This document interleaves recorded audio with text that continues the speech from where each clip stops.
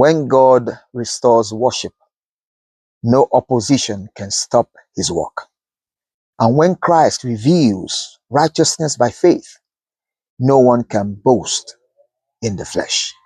Welcome to day 110 of the 180-day Bible journey.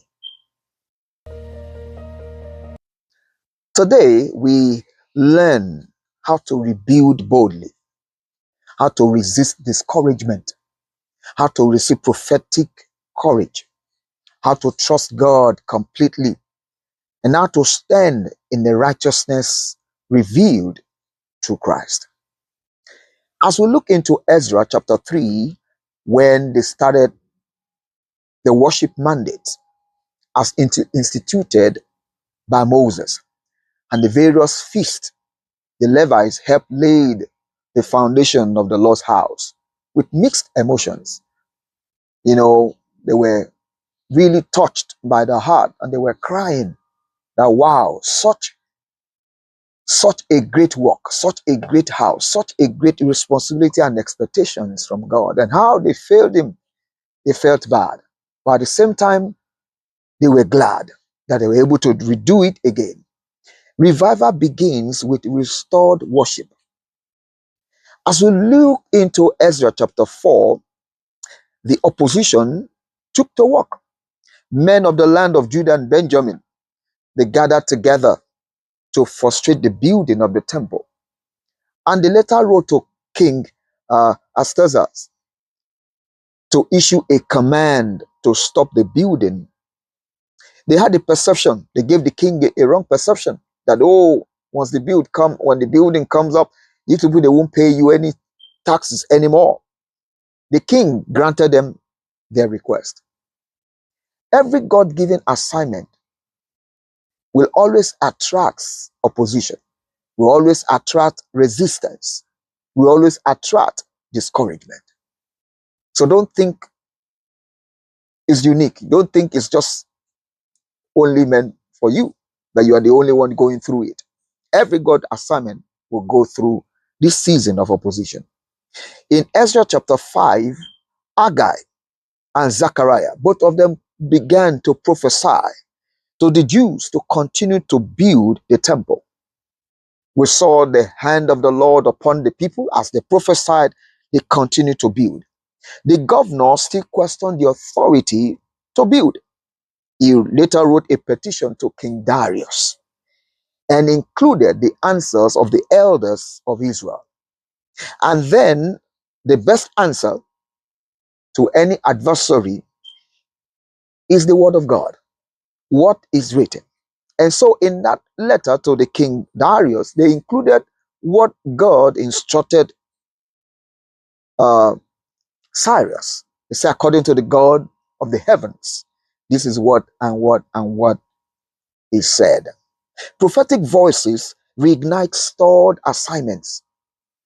Which work, which project do you have that it seems as if it's stopped? Begin to prophesy and declare the word of God upon it, and you'll see progress commence. In Ezra chapter 6, King Darius found the record of the decree of King Cyrus concerning the building of the Lord's house. The house was completed and it was later dedicated.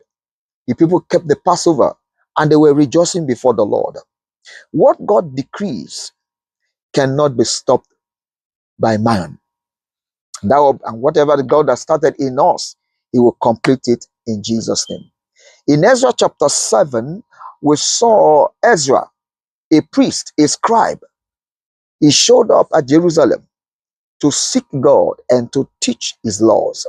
He was given the authority to lead the people according to the laws of God, and also resources was also given to him by the king. All this because of the hand of the Lord that was upon him. God will always raise teachers to restore his people. God will not leave us empty. He will not leave us without any leadership. He will always raise people to lead us. In Psalm 110, this psalmist, David, was a psalm about Messiah, about Jesus Christ. He foretells the reign of the Messiah. He sits at God's right hand, ruling in the midst of the enemy. He is a priest after the order of Melchizedek, and he will judge the nations. Christ reigns as eternal king and as an eternal priest. As we move into the New Testament, in Romans chapter 2, Apostle Paul shows that God is a righteous judge who rewards us according to our deeds. The main issue is doing the will of God and not really relying on traditions or circumcision. God judges impartially, and he desires inward transformation rather than outward appearance or outward traditions. In Romans chapter 3, there is no advantage, Paul says, in circumcision if we remain unrighteous. Yet God is just. All have sinned, but there is a righteousness that comes through grace. We are justified only through faith in Jesus Christ, not through works. Salvation is not earned. It is something we received by faith. And I believe as we continue this 180 Bible journey, we will see the salvation of the Lord Jesus Christ in his fullness, in his riches, in his entirety, and we will receive it through faith in Jesus' name. And that brings us to our memory verse in Romans chapter 3, verse 21 to 22. But now the righteousness of God apart from the law is revealed, being witnessed by the law and the prophets, even the righteousness of God through faith in Jesus Christ, to all and on all who believe, for there is no difference. I want to thank you. My name is Alan Olonshola. I want to thank you for joining me today, and I look forward to seeing you tomorrow as we continue in this 180-day Bible journey. Thank you, and God bless you.